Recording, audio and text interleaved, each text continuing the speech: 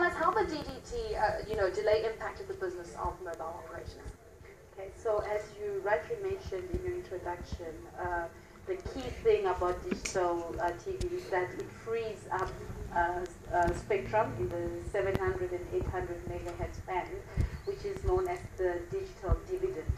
And the key thing about that spectrum is that technologies like LTE, which is our 4G networks, they actually operate at their prime, if I can call it that, in that particular spectrum band. So it is quite critical for the delivery of high-speed mobile broadband.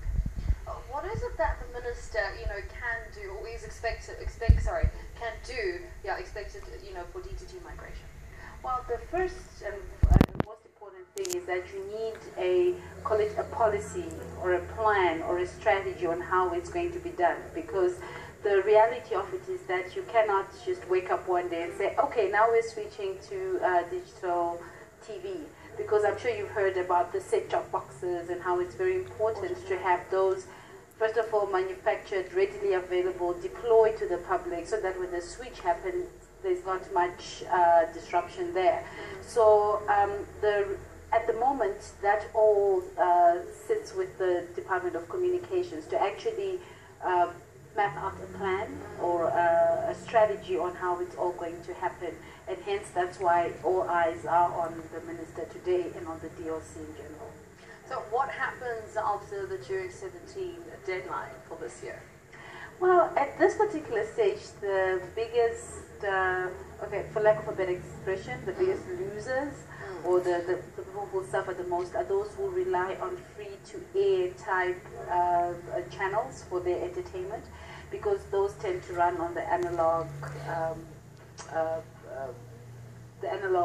frequencies or the analog signal. Sorry, that's the word I'm looking for. So what they will suffer the most, because the migration basically means that those channels will stop working, or their TVs will not be able to receive that kind of broadcasting into their household. So there is that possibility that several households may be cut off.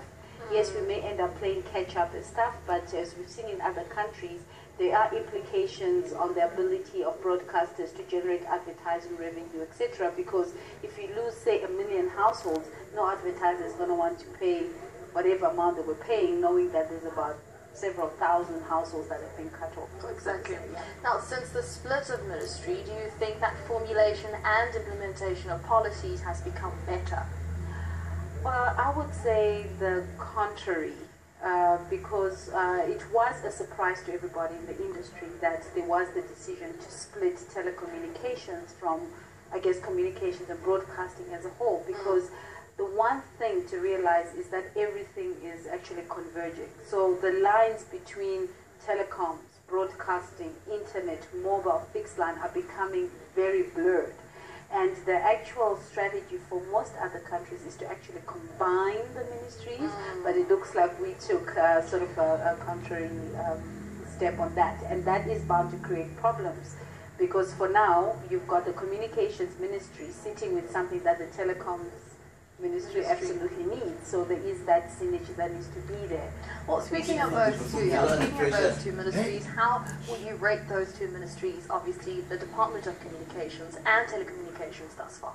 Well, I would say that with telecommunications, one of the issues that they're facing is the allocation of spectrum, or coming up with a plan on how the spectrum will be allocated. But then again, that sits with the CASA, which is under DOC, but that affects the telecoms sector. So I guess, okay, we'll start with the DOC at the moment. So there is a lot that the telecommunications side needs that is sitting with the DOC, and at the moment nothing concrete has actually come out of that, and that is now